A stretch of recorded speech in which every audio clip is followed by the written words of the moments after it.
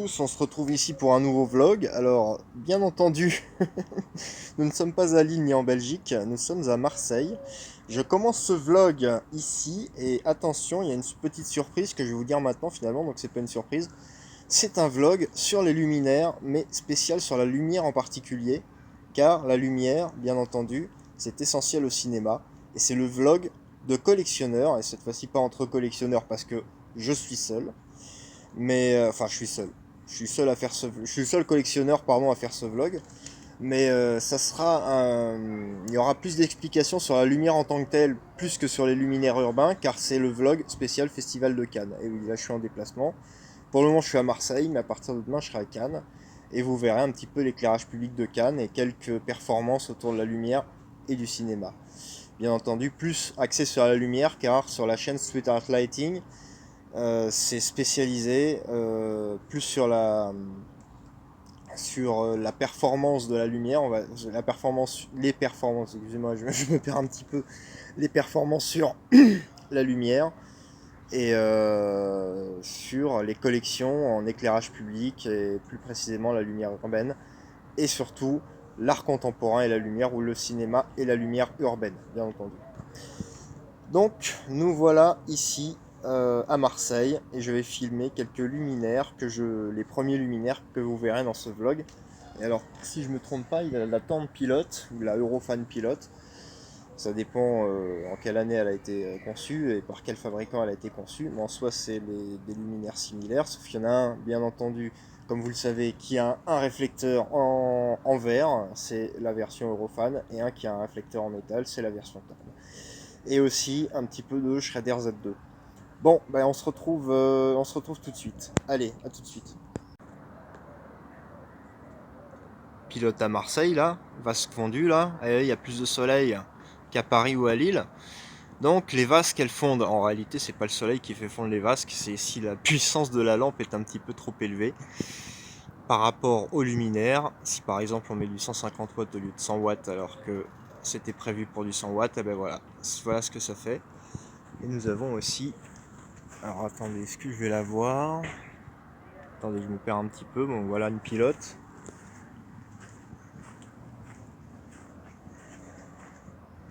Et une petite... Ah bah non, c'est encore une pilote. La Z, elle est juste au-dessus. Je vais vous la filmer tout de suite. Allez, à tout de suite. La petite Z2. Donc là, on la voit de dos. Si je me retourne, si je tourne un peu la caméra, est-ce qu'on va la voir? Donc c'est emblématique cette installation avec la mini cross sur un poteau en bois ou en... Là en l'occurrence c'est en bois mais... Ou en béton. C'est typique de Marseille. Voilà, voilà. Enfin dans les Marseille et ses alentours, souvent les luminaires sont comme ça. Alors si j'essaie de vous fournir une explication, je n'en sais rien, donc je ne pourrai pas vous fournir d'explication. Pourquoi c'est comme ça? C'est tout à fait un style, c'est juste tout simplement un style. Et ce qu'il faut savoir aussi, c'est qu'à Paris, les luminaires sont marrons, sauf dans les bois. Bois de Boulogne et bois de Vincennes, ils sont verts. Voilà. Donc c'est tout est emblématique d'une ville. À Gennevilliers, par exemple, la ville où j'ai beaucoup de contacts en éclairage public, à Gennevilliers, les luminaires ont une couleur aussi particulière. Ils sont vert foncé. Voilà. Et là, on observe la mini cross avec le luminaire typique de Marseille. Yes, bah ya. Salut les gars, je suis à Marseille.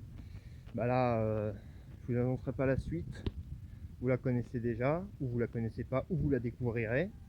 Je retourne à Cannes tout à l'heure. Et voici un petit peu, donc comme c'est un vlog sur l'éclairage, hein, c'est sur la chaîne Street Art Lighting. Admirez un peu les barres fluo que j'ai trouvé à Marseille. Alors je sais pas encore de quelle marque c'est parce que je les ai vus que de loin. Mais je vais vous les filmer et vous les verrez tout de suite.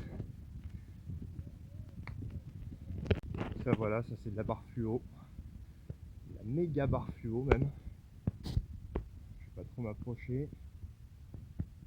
Et voilà, pour ceux qui me laissent un petit commentaire si vous savez ce que c'est. Car je n'en ai aucune idée. Ça à mon avis c'est Shredder mais je suis pas sûr. Laissez en commentaire si vous devinez ce que c'est. Mais voilà, de la barre fluo à Marseille. Allez, salut à tous. Voilà, donc Marseille dans toute sa splendeur. Tout à l'heure, vous allez retrouver une petite interview. Interview de qui je vous le dis pas tout de suite, vous le découvrirez. Et maintenant, on admirera un petit peu. C'est à la one again, hein, c'est un peu route. Mais bon, dans ce petit vlog à la con, là, je vais... À la con ou pas à la con, il y en a qui aiment, il y en a qui aiment pas. Après, c'est à vous de juger. Bah voilà, je continue ce vlog et je fais la petite annonce d'une interview tout à l'heure d'une personnalité. Allez, à toutes. Ah, c'est cool, c'est cool. Donc là, je suis toujours à Marseille et on retrouve des luminaires en lampe datant de Mathusalem, hein, si je ne me trompe pas. Voilà. Et LCH. On en retrouve un petit peu. Donc je me balade et je suis à la découverte de nouveaux trucs. Non, c'est cool. C'est cool, c'est cool. Donc l'interview va venir juste après, c'est une surprise. Voilà. On voit aussi des luminaires en lampe. LCH de chez Eclatech. Les dernières, je pense qu'elles vont sauter bientôt. J'ai vu un peu de LED tout à l'heure. Non, c'est cool. C'est cool, c'est cool. Encore du luminaire en lampe, un Z2. Bon allez, on se retrouve pour l'interview. A plus. Un peu de rafale. En bonus, Valivalou. Et la petite BI là de tout à l'heure. Voilà. A plus. 3 mots, qu'est-ce que tu as pensé de l'expo? Et que la lumière fut, bravo François. Merci. Comment ne pas apprécier la lumière La lumière, très important dans le cinéma, et on va se retrouver à Cannes dans quelques instants. A toutes. à la victoire. Yes. Yes, c'est cool, on est à Cannes. Enfin, dans les alentours. Le vlog continue. J'ai pris ma douche, je suis en forme. Et puis voilou, donc qu'est-ce qu'on a comme luminaire? Qu'est-ce qu'on a comme luminaire? Alors ça je vous laisse deviner, mettez un petit commentaire. C'est pas moi qui vais vous citer tout ce qu'il y a. J'attends vos commentaires sur les luminaires de Cannes. Voilà, voilà ce qu'on a. On a ce truc là, qui est assez massif. Bon, à côté c'est de la Torn Oracle, hein, vous reconnaissez tous. Mais ce truc là, j'attends vos commentaires pour me dire ce que c'est, car c'est une petite devinette. Allez, à plus. Bien entendu, on n'est pas encore sur la Croisette, mais vous allez en voir quelques images avec les festivaliers, mais surtout les luminaires de Cannes, puisque bien entendu, c'est pas cinéma, c'est luminaire sur cette chaîne. Donc pour le petit vlog, voici une lanterne rétrofit LED. Donc là, c'est les premiers que vous voyez de Cannes. Ensuite, vous verrez ceux de Cannes, du coup, c'est tout. Voilà. Oh, bah là je suis à Cannes, pas loin de la Croisette, qui est un peu plus loin par là. Alors pour le journal de bord, pour le vlog, comme je sais que nous sommes quand même au festival de Cannes, faut pas l'oublier, mais je sais que le cinéma ça vous intéresse pas. Même si bon, il y a quand même pas mal de luminaires sympas dans les films. Alors je vous fais juste une petite référence. On voit des magnifiques barres Vulcanes dans Buffet froid de Bertrand Blier, sorti en 79, et dans Un air de famille de Cédric Clapiche, sorti en 1996.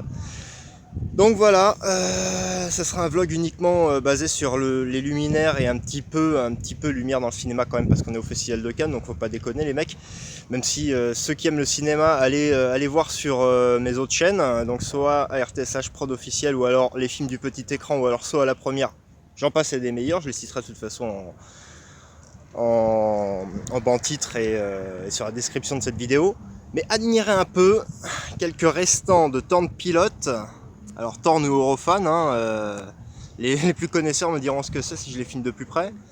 Quelques Torn Pilote qui sont encore de la parade au Festival de Cannes à l'heure actuelle. Alors bon, je pense qu'elles vont sauter bientôt parce que la ville est passée, comme toutes les villes, est en train de passer à la LED.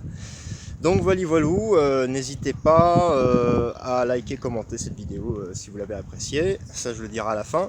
Mais pour continuer ce vlog, des petites Torn Pilote que je vais vous montrer tout de suite. Donc là les mecs, on observe des magnifiques Torn Pilote, ou Eurofan Pilote, je vais aller les filmer de plus près, on verra. Vous me direz en commentaire si c'est la version Eurofan ou si c'est la version Torn, mais à mon avis ça doit être la version Torn celle-là. En tout cas je pense pas qu'elle soit rétrofit, bon à tout de suite. Ouais, elles sont en SHP, on voit pas très bien parce qu'il y a un peu de contre-jour, mais elles sont en SHP les Torn Pilote ou les Eurofan Pilote. Là, je saurais pas vous dire, mais je pense que c'est du... Là, à l'œil nu, je vois que c'est du réflecteur en métal, donc ça doit être du Torn. Allez, Valou, on va voir d'autres luminaires canois et parader un peu sur la Croisette aussi. Allez, à plus. Petit contraste bien entendu avec la mer Méditerranée. Oula, c'est un peu flou là. Voilà, voilà. Il y aura quelques guests aussi dans ce reportage, enfin du moins ceux qui ont participé à l'expo du mois de mars à Bagnolet. Alors bien entendu, il y aura... là on voit des petits luminaires LED. Hein, voilà. Je vous laisse deviner ce que c'est. Je vous dirai rien d'ailleurs, mettez plein de commentaires pour deviner ce que c'est. Mais pour tout vous dire, il y aura quelques guests, comme il y a eu Stéphane Ferrara, mon super pote, qui a participé à ce vlog à Marseille en quelques minutes, enfin en 2-3 minutes seulement. Et il y aura aussi Marie-Félix Saint-Ville qui va donner un petit mot sur l'exposition qu'elle a vue et sur son petit ressenti sur le Festival de Cannes aussi pour en prendre, parce qu'on est à Cannes quand même, on n'est pas à Saint-Denis-la-Plaine, même si à Saint-Denis-la-Plaine il n'y a pas de studio. Un bateau a sonné. Donc voilà le décor un petit peu avec les luminaires. Donc il y aura Madame Saint-Ville et Monsieur Ferrara qui participent à ce petit vlog et qui vont parler surtout de l'expo et des futures expos qui auront lieu. Allez, à toutes. Mirer un petit peu la petite placette, pas loin de la Croisette, ça rime en plus. Je vous avais promis quelques luminaires insolites qu'on ne trouve pas beaucoup en France, luminaires typiquement espagnols. Pourtant nous ne sommes pas près de l'Espagne, nous sommes près de l'Italie. La Carandini, juste là, qui ressemble pas mal à une Schrader Onyx. Je ne me trompe pas, c'est d'une Carandini. Et voilà, à tout à l'heure. Alors, ça tourne là? Ok. Alors la ville de Cannes est magnifique. Regardez-moi ça, les stands. Bon là on voit pas très bien. Mais par contre, il y a juste un bémol. Les luminaires là, ceux-là. Attendez. Ils sont d'une mocheté exceptionnelle. Alors je vous dirai pas ce que c'est parce que j'en sais rien. Je vous laisserai pas deviner parce que c'est tellement moche. Je sais pas si on en voit derrière là. Attendez, voilà. Espèce de pic, ça n'a aucun sens, aucune forme. Donc il y a juste ce bémol. Les luminaires du centre-ville ne sont vraiment pas beaux du tout. En plus, si je regarde bien, c'est de la LED, donc c'est pas terrible, c'est actuel quoi. Donc voilà, je suis un peu déçu. Je m'attendais à voir, étant donné qu'on est à côté de Monaco, je m'attendais à voir des Rani Monaco que je vous montrerai en extrait dans cette édition du deuxième vlog.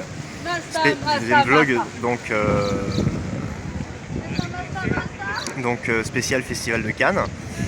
Je vais procéder à quelques interviews quand même pour égayer un petit peu le vlog parce que là franchement les luminaires qu'on a vus c'est pas ça, à part les pilotes et les Carandini, ceux du centre-ville vraiment art déco zéro, hein. Voilà, c'était juste pour dire ça. Mais on observe quand même quelques particularités, que dans une si belle ville comme Cannes, il y a des luminaires aussi affreux. Voilà, à toutes. Et après vous nous suivez. Attention, tout le monde, ça fait 5, 3, 2, du bruit, tout le... Le soleil se couche sur Cannes, on admire un petit peu, là on voit pas bien, Schrader Estia Retrofit LED. Donc pas en ampoule rétrofit mais directement en LED. Alors je vais vous faire une petite photo pour la route. Et puis il y a un peu de bruit, on m'entend peut-être pas très bien mais voilà, là je suis en train de rentrer au bercail. A toutes pour les interviews, bisous. Donc voilà, petite Schrader Estia LED, on voit pas très bien. Voilà ce que ça donne. Voilà. Je réponds à tes questions. Ok, ça roule. Alors vous êtes sur Street Art Lighting. Et étant donné qu'on fait un vlog sur le cinéma et enfin surtout sur la lumière, mais aussi un peu dans le cinéma parce qu'on est au Festival de Cannes, je pose des questions à Monsieur Rapini-Olivier. Alors, quelle est l'importance de la lumière dans le cinéma? Alors tout simplement, je vais commencer par une maxime cinématographique qui s'intitule « De l'ombre à la lumière ». Il y a eu aussi bon nombre de films qui se sont intitulés « De l'ombre à la lumière ». Alors, tout simplement, dans le monde du cinéma, s'il n'y a pas de lumière, il n'y a pas d'image. Ou, bon, ben, pour substituer l'image, on peut faire coucher une voix off ou une musique par-dessus. Mais pour voir un personnage ou pour voir une situation visuelle, de sorte à capter l'image à travers la caméra, il faut de la lumière. Et bien évidemment, on peut passer de une à je ne sais combien de lumières. comme par exemple La Belle et la Bête hein, de Jean Cocteau il y a pas mal de décennies. Et la lumière, c'est ce qui va donner le charme de votre film. Alors, ce qu'il faut savoir aussi, c'est que les projecteurs, on en trouve dans l'éclairage public, mais surtout dans le cinéma, s'il n'y a pas de projecteur, il n'y a pas de diffusion. Donc, ce qui est très important, bien entendu, c'est que la pellicule ou alors la vidéo marche aussi avec de la lumière, sinon il n'y aurait rien du tout. Tout à fait. Pellicule, tous les dispositifs de caméra, ont besoin d'une source lumineuse. Donc, ça peut être un feu de camp, comme ça peut être en lumière de jour, etc., etc., etc. Il n'y a pas de vérité vraie, mais lorsque vous voulez capter quelque chose, faites en sorte qu'il y ait une source lumineuse. Ah bah oui, ça c'est sûr, parce que de toute façon, même pour voir, s'il n'y a pas de lumière, on ne voit rien du tout. Pas de lumière, pas d'image. Pas de lumière, pas d'image. Et maintenant, une dernière question, étant donné qu'on est sur Street Art Lighting, mais je tiens quand même à parler un petit peu de la lumière dans le sens où sans lumière, pas de cinéma. Donc pour tous les gens qui critiquent en disant oui, mais nous on aime que les luminaires de rue, on n'aime pas le cinéma. Ben, vous savez, s'il n'y a pas de lumière, il n'y a pas de cinéma. T'es d'accord? S'il n'y a pas de lumière, il n'y a pas de cinéma. Chacun ses goûts, mais on peut faire un film totalement audio sans mettre la moindre image, pardon. Et ce film, il aura quand même son charme. Après, bien évidemment, comme tous les films, hein, ce sont les spectateurs qui jugent de la qualité du film et qui jugent du film, et pas toujours le cinéaste, hein, parce qu'on fait pas des films pour ça, on fait des films pour le public, et ça, faut pas l'oublier. Et alors, quel est le nom des créateurs du cinéma? Petite référence. Les frères. Ben, les frères Lumière, hein, ce sont des Lyonnais, ce sont eux qui ont créé justement le fameux dispositif de la caméra qui donne des images de sorte à animer les personnages. Et donc, ce sont eux qui ont inventé cette caméra. Néanmoins, avant eux, il y avait également des chercheurs dans le monde de l'optique autrichien et allemand qui s'y sont penchés. Mais le monde du cinéma, à travers les cartouches, existait déjà grâce à l'Asie. Donc, d'une part, par le jeu d'ombre et de lumière, vous voyez qu'on revient. On appelle ça les ombres chinoises, mais le principe vient d'un principe indien. On met derrière une toile blanche, on allume une bougie et on fait des gestes avec ses doigts. Et on appelle ça les ombres chinoises, mais la technique, elle vient d'Inde. Et par la suite, à travers les cartouches, c'est-à-dire que des histoires que l'on racontait, on met une source lumineuse, et puis il y a des voix, il y a un personnage qui fait plusieurs voix, donc c'était aussi un système cinématographique. Alors, justement, puisque les projecteurs d'éclairage public font de la lumière, puisqu'on est sur Street Art Lighting, on parle de la lumière urbaine, mais je tiens à dire que les projecteurs de cinéma font aussi de la lumière, donc pour ceux qui s'intéressent qu'à un seul sujet, c'est un petit peu dommage quand même, hein. Je fais une petite dédicace à ceux qui disent que parler de film, c'est chiant. Au contraire, c'est une passion qui rassemble énormément. Ah ben, je pense que tu as croisé beaucoup de passionnés de lumière, que ce soit des lumières, des lampadaires ou quel que soit le type de lumière. On pourrait faire des 1000 et des 100. Projecteur de ciné ou projecteur d'éclairage public, les deux font de la lumière. Donc, les deux font de la lumière, voilà. Mais en tout cas, restez éveillés et soyez sous la lumière. Et pour terminer, un petit mot sur la scénographie urbaine. Qu'est-ce que tu penses de l'éclairage public dans le cinéma? L'éclairage public dans le cinéma, il y a tellement de façons de d'éclairer une scène. Mais justement, on met des projecteurs derrière la caméra, mais on peut mettre aussi une ambiance avec justement de l'éclairage public. Exactement, donc ça peut être style émission de télévision avec le grille lumière, le plateau, donc le téléspectateur ne voit pas du tout le dispositif lumineux qu'il y a au-dessus des invités et du présentateur. Il y a tellement de façons de faire de la lumière. Si on fait de la scénographie, c'est bien de voir justement les éléments. Le plan de feu de lumière, effectivement, c'est très important. Des luminaires d'éclairage public. Voilà. Pourquoi pas. C'est tout. C'est ce que j'avais à dire. À très vite, et puis surtout, regardez les films et analysez-les. Bye bye. Yes. Alors, Marie-Félix, donc, tu as vu l'exposition L'éloge de la lumière urbaine. Qu'est-ce que tu en as pensé en quelques mots? Alors, bonjour, c'était ma première venue à ce genre d'expo, qui n'est pas commun, on peut dire, et j'ai trouvé ça assez extraordinaire, parce que ça permet de voir quand même des lampadaires sous toutes leurs formes, de savoir qu'on peut les utiliser après dans son environnement, à la maison, à l'extérieur de la maison.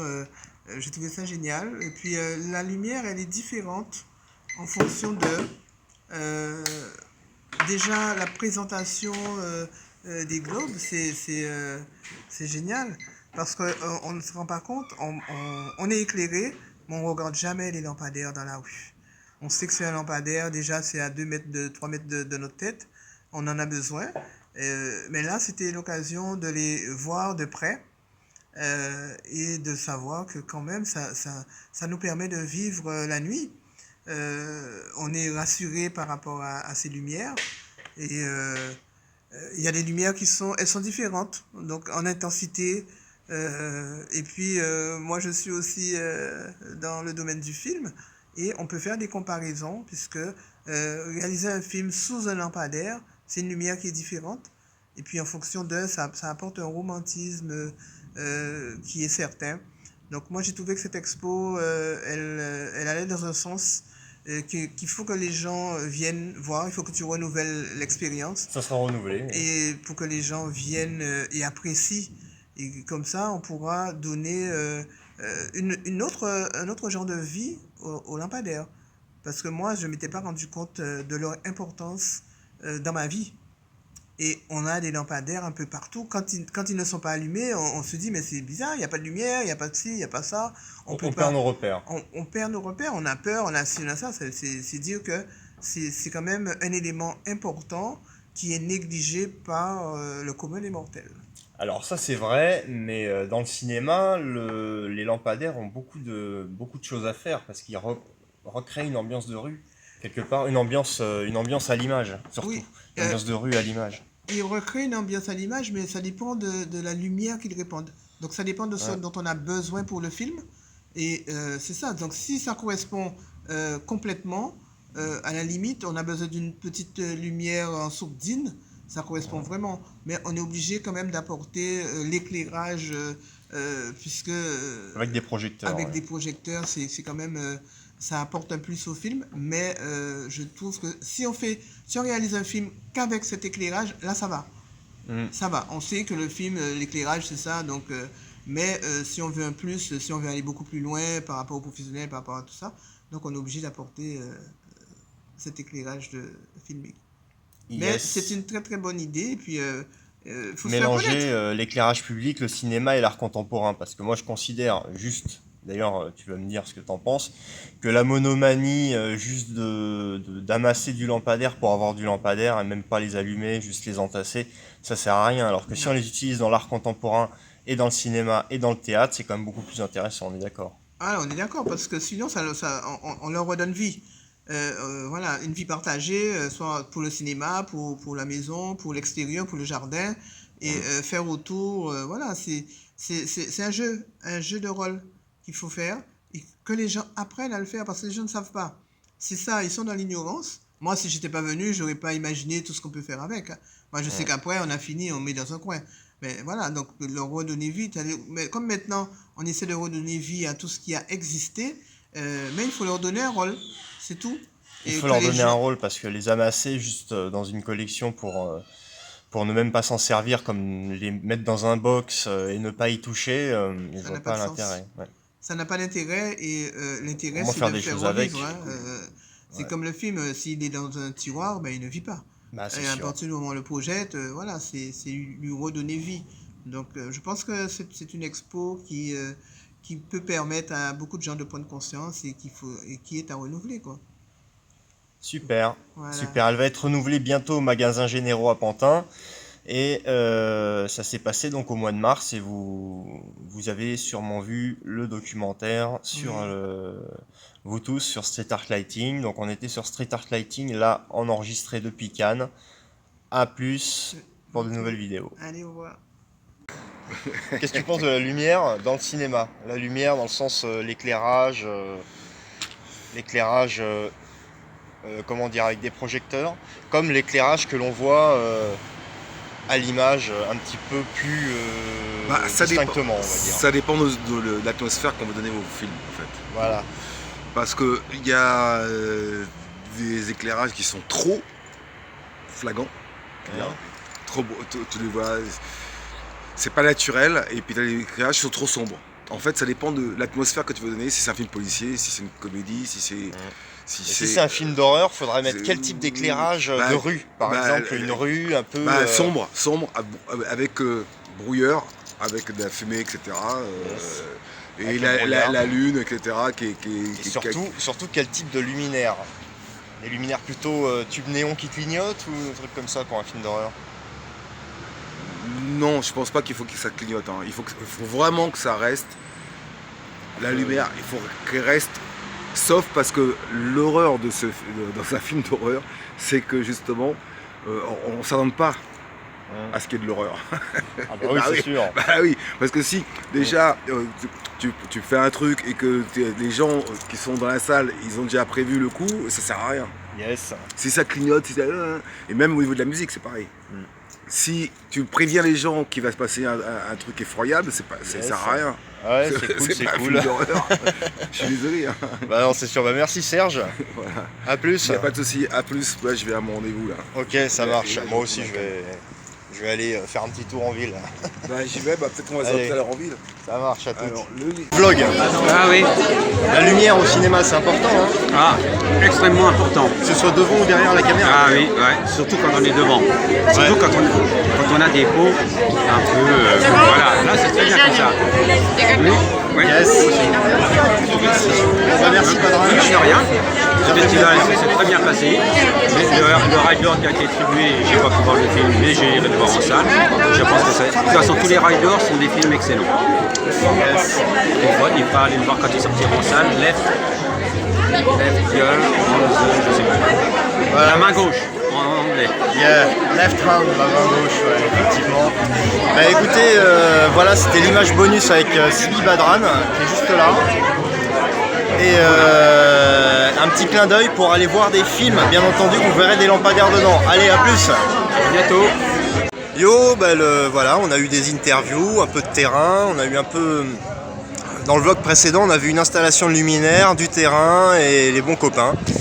Et ben là, on avait les bons copains aussi en interview, on avait du terrain et là, on finit sur la croisette pour finir ce vlog. Alors là, je vois derrière qu'il y a des magnifiques projecteurs qui ne sont pas des projecteurs d'EP mais qui sont des projecteurs de soirée, de boîte de nuit pour être plus précis. C'est pour les grosses soirées, parce qu'on est à Cannes quand même, on n'est pas à la Selle Saint-Cloud.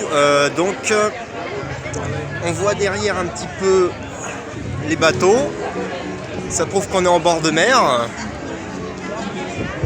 Voilà, là il n'y a pas grand chose à voir, on est dans un pavillon, le pavillon international au Festival de Cannes. Et c'est ici que s'achève ce petit vlog sur les luminaires à Cannes. Et on les termine sur les magnifiques projecteurs de soirée. J'espère que vous m'entendez malgré la musique. Allez, à bientôt pour un nouveau vlog. Bis, aïe.